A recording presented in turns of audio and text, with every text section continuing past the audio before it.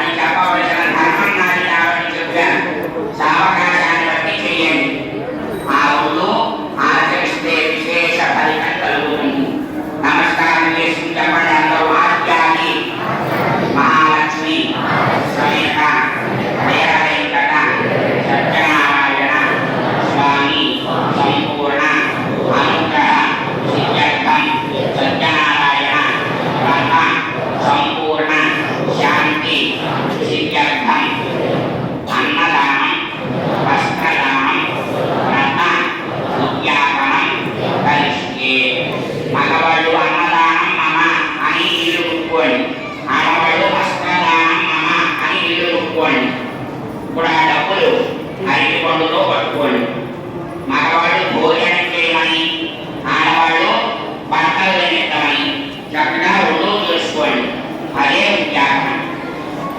ఎంత ఇచ్చినా ఎవరైశ్వర్యం వాడాలి. ఎంత